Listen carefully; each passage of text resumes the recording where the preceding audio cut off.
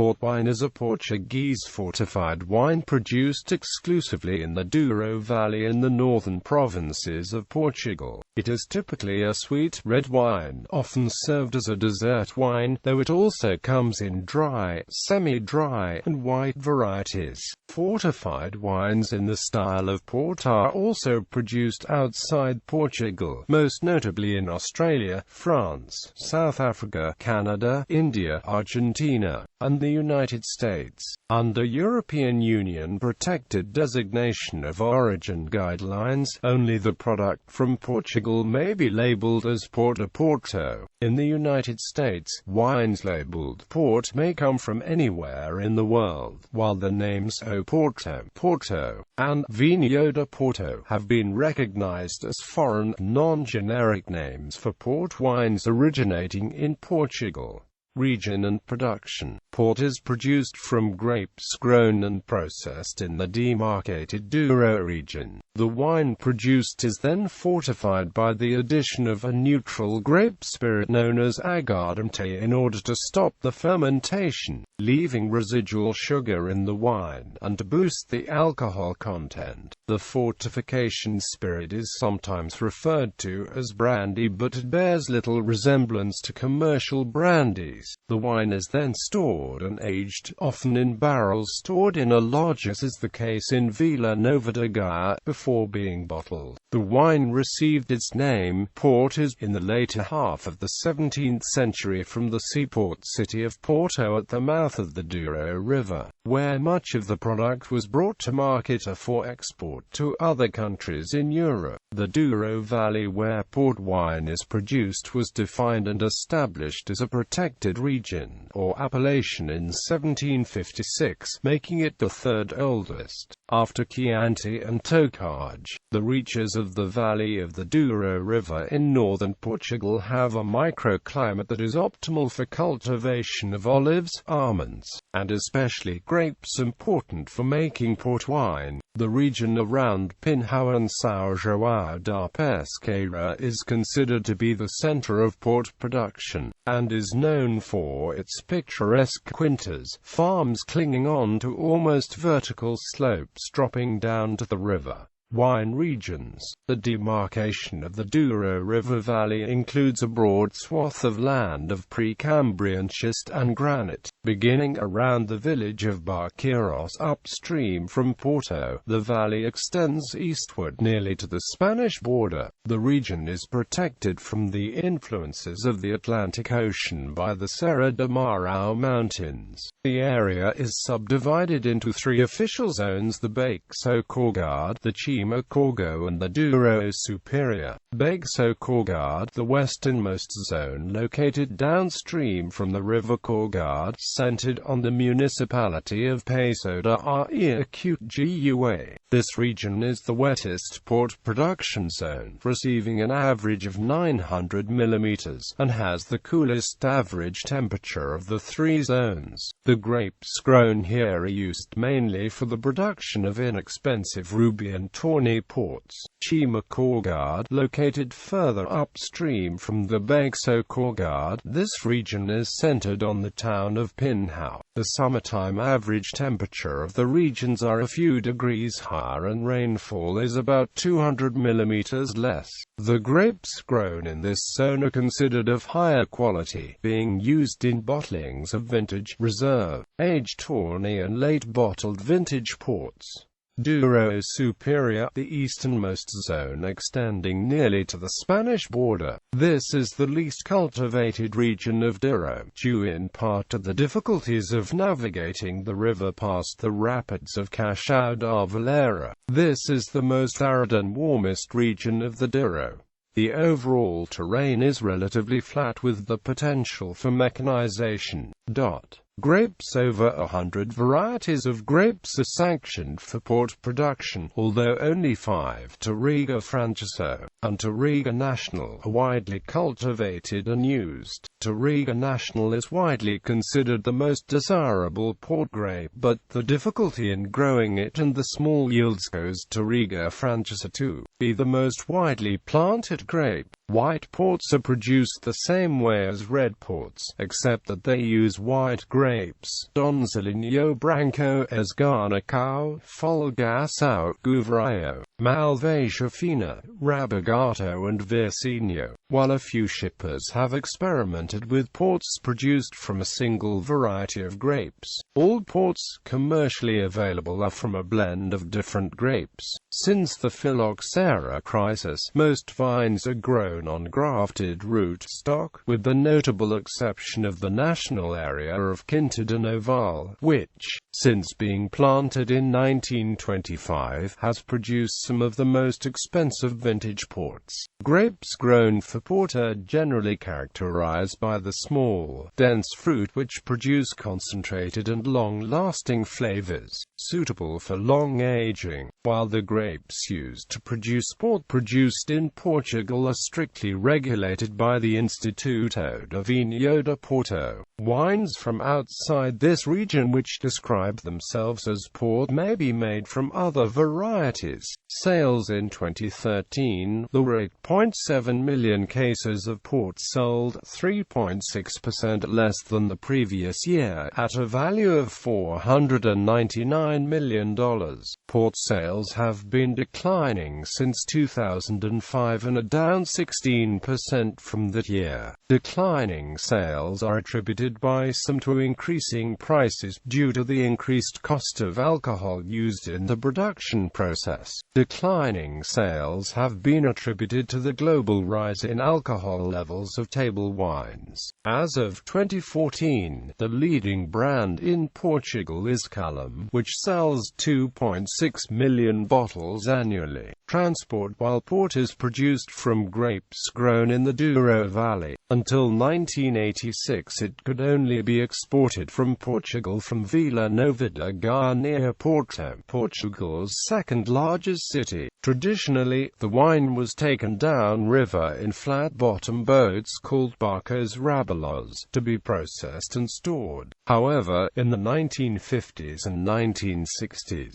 several hydroelectric power dams were built along the river, ending this traditional conveyance down the river. Currently, the wine is transported from the vineyards by tanker trucks, and the barcos rabelos are only used for racing and other displays.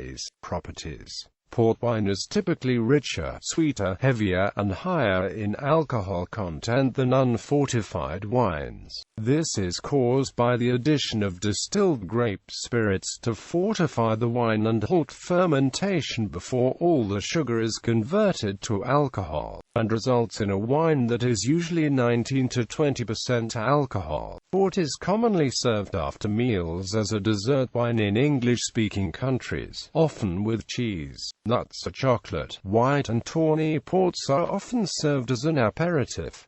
In Europe, all types of port are frequently consumed as aperitifs. Styles: port from Portugal comes in several styles, which can be divided into two broad categories: wines matured in sealed glass bottles, with no exposure to air, experience what is known as reductive aging. This process leads to the wine losing its color very slowly and produces a wine which is smoother on the palate and less tannic. Wines that have matured in wooden barrels, whose permeability allows a small amount of exposure to oxygen, experience what is known as oxidative aging. They too lose color, but at a faster pace. They also lose volume to evaporation, leaving behind a wine that is slightly more viscous.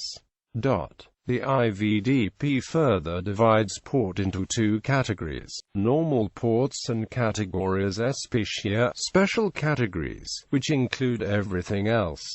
Tawny Port. Aged tawny ports are wines made from red grapes that are aged in wooden barrels, exposing them to gradual oxidation and evaporation. As a result, from this oxidations they gradually mellow to a golden brown color. The exposure to oxygen imparts nutty flavors to the wine, which is blended to match the house style. Aged tawny ports are sweet to medium dry and typically consumed as a dessert dessert wine, but also pairs perfectly with the main course. When a port is described as tawny, without an indication of age, it is a basic blend of wood-aged port that has spent time in wooden barrels. Above this, a tawny with an indication of age, which represent a blend of several vintages. The port character of the years in wood is stated on the label.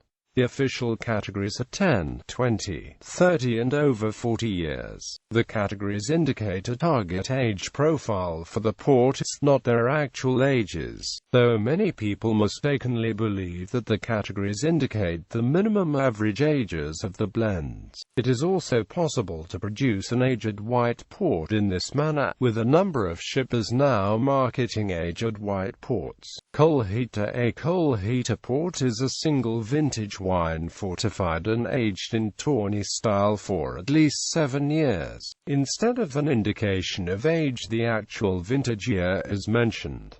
However, Colheita ports should not be confused with vintage port, whereas a vintage port will spend only around 18 months in barrels after harvest and will continue to mature in bottle. A Colheita may have spent 20 or more years in wooden barrels before being bottled and sold.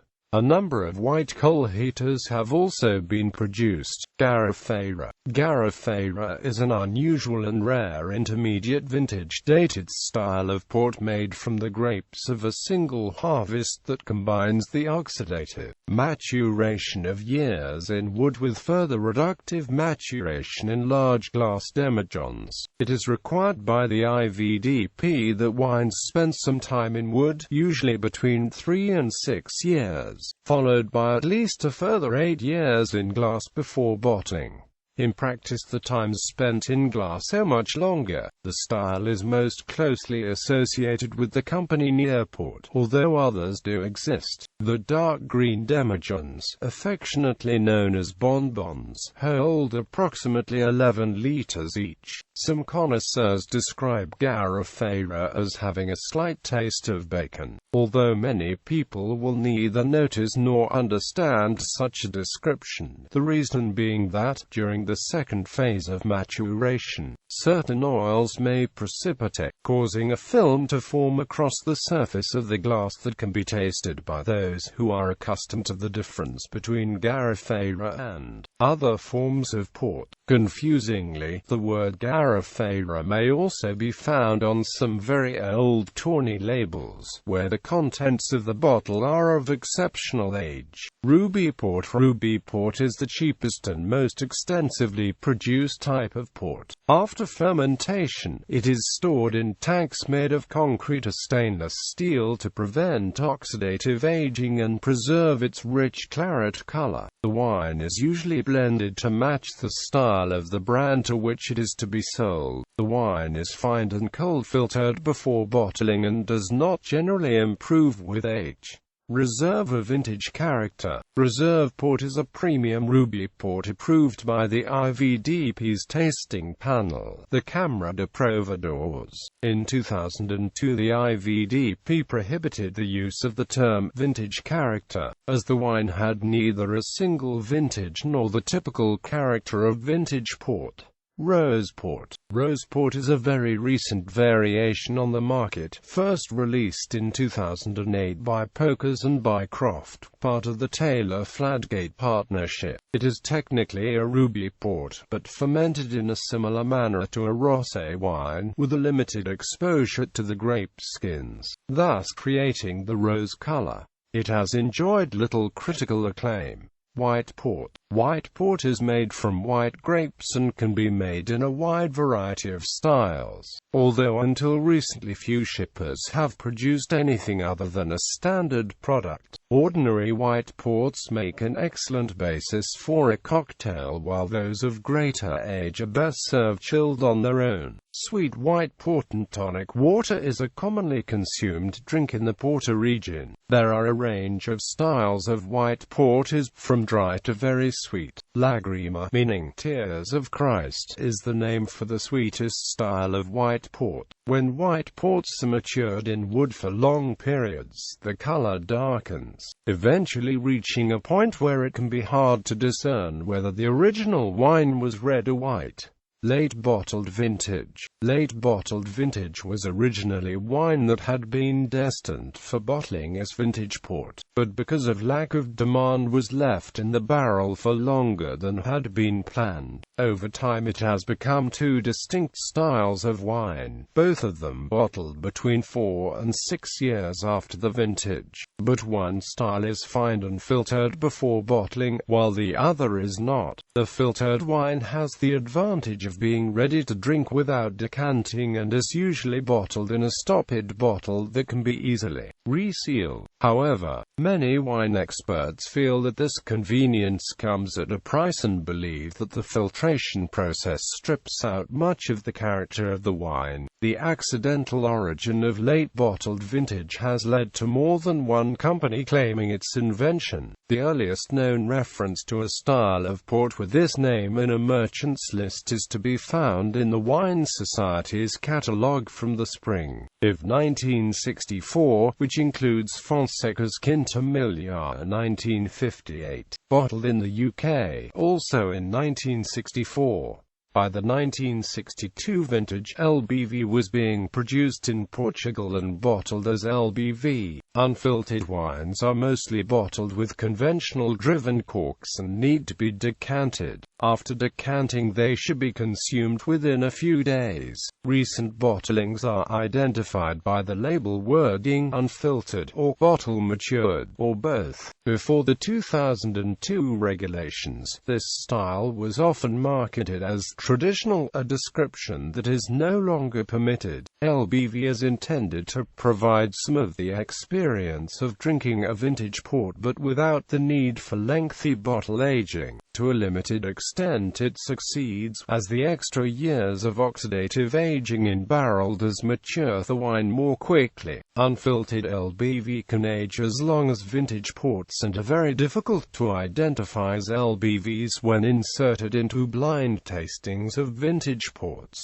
typically ready to drink when released. Filtered LBV ports are the product of a single year's harvest and tend to be lighter bodied than a vintage port. Filtered LBVs can improve with age, but only to a limited degree, whereas the unfiltered wines will usually be improved by extra years in the bottle. Since 2002, bottles that carry the words "bottle matured" must have enjoyed at least 3 years of bottle maturation before release. Crusted. Crusted port is usually a blend of port wine from several vintages, although single vintage crusted ports have sometimes been made in the past. Unlike vintage port, which has to be sourced from grapes from a single vintage, crusted port affords the port blender the opportunity to make best use of the varying characteristics of different vintages. Crusted port is bottled unfiltered and sealed with a driven cork.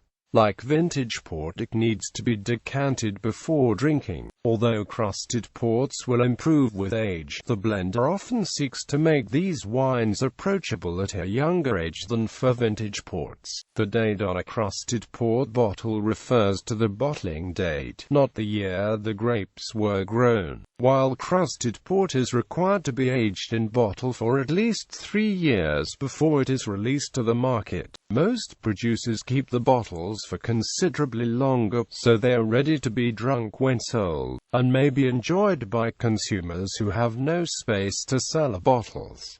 This makes crusted port a popular and affordable alternative to vintage port. Vintage port is made entirely from the grapes of a declared vintage year and accounts for about 2% of overall port production. Not every year is declared a vintage in the Douro. The decision on whether to declare a vintage is made in the spring of the second year following the harvest. The decision to declare a vintage is made by each individual port house, often referred to as a shipper. The port industry is one where reputations are hard-won and easily lost, so the decision is never taken lightly. During periods of recession and war, potential declarations have sometimes been missed for economic reasons. In recent years, some shippers have adopted the chateau principle for declarations, declaring all but the worst years. More conventional shippers will declare, on average, about 3 times a decade. While it is by far the most renowned type of port, from a volume and revenue standpoint, vintage port actually makes up only a small percentage of the production of most shippers. Vintage ports may be aged in barrels of stainless steel for a maximum of 2.5 years before bottling, and generally require another 10 to 40 years of aging in the bottle before reaching what is considered a proper drinking age. Since they are potentially aged in cask for only a short time, they retain the dark ruby color and fresh food flavors.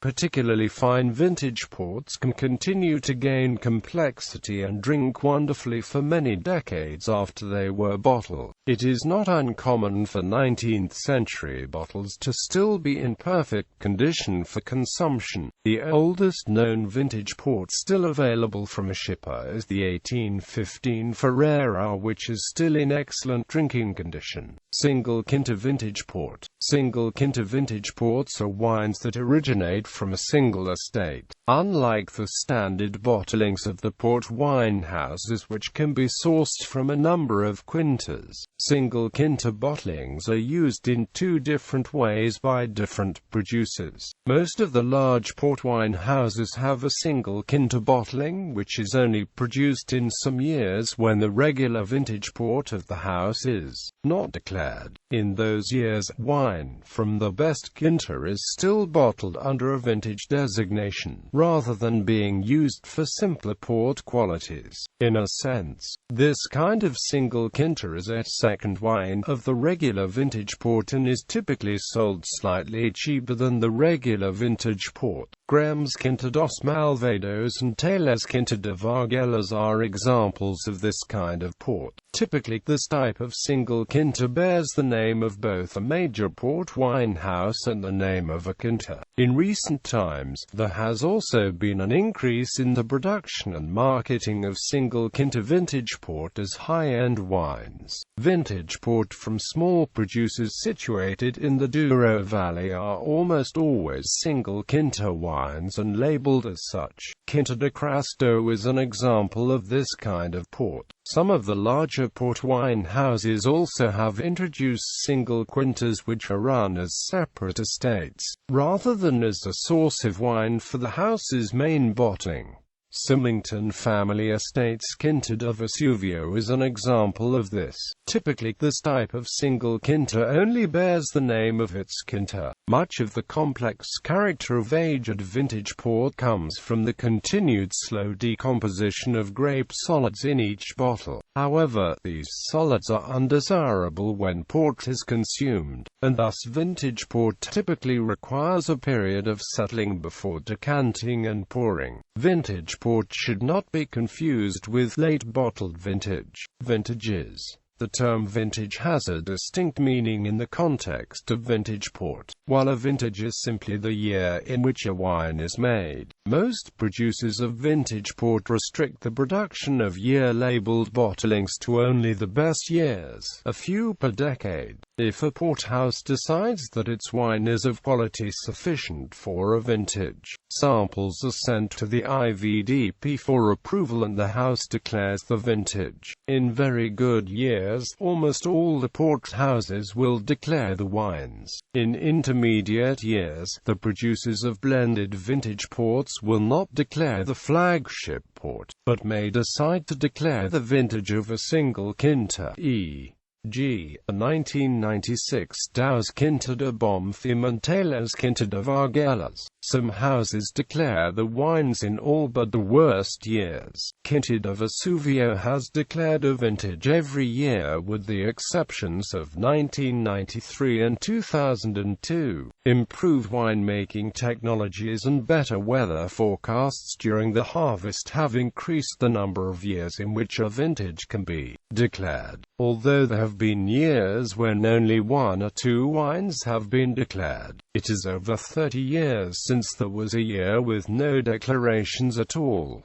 2011 was declared a vintage year by most producers. The quality of the grape harvest was attributed to ideal rainfall and temperature. Other recent widely declared vintage years were 2007, 2003, 2000, 1997 and 1994. History and tradition. The wine-producing Douro region is the third oldest protected wine region in the world after the Tokaj-Hegyalja region in Hungary, established in 1730, and Chianti, in 1716. In 1756, during the rule of the Marquess de Pombal, the Companhia Geral da Agricultura das Vinas do Alto Douro was founded to guarantee the quality of the product and fair pricing to the end consumer. The CGAVAD was also in charge of regulating which port wine would be for export or internal consumption and managing the protected geographic indication. Port became very popular in England after the Methuen Treaty of 1703, when merchants were permitted to import it at a low duty, while war with France deprived English wine drinkers of French wine. Contrary to popular belief, port was not created by British sailors by spiking the wine with brandy to avoid spoilage during the long voyage, nor, more accurately, British importers could be credited for recognizing that a smooth, already fortified wine that would appeal to English palates would coincidentally survive the trip to London. In 1678, a Liverpool wine merchant sent 2 new representatives to Viana do Castelo, north of Porto, to learn the wine trade. While on a vacation in the Douro, the 2 gentlemen visited the abbot of Lamego, who treated them to a very agreeable, sweetish and extremely smooth wine, which had been fortified with a distilled spirit. The 2 Englishmen were so pleased with the product that they purchased the abbot's entire lot and shipped it home. The continued English involvement in the port trade can be seen in the names of many port shippers and brands: Broadbent, Cockburn, Croft, Dow, Gould, Campbell, Grey, Osborne, Offley, Sandeman, Taylor, and Moore being amongst the best known. Shippers of Dutch and German origin are also prominent, such as Nieuwpoort and Burmester. The British involvement grew so strong that they formed a trade association that became a gentleman's club. A few port shippers and producers were also established by native Portuguese families. Ferreira and Quinta de Crasto are among the best. Both Ferreira and Quinta de Crasto can be credited for pioneering the Douro as a table wine-producing region. Ferreira making Barco Vela since 1952 and Quinta de Crasto becoming the second producer of note, starting in the early 1990s.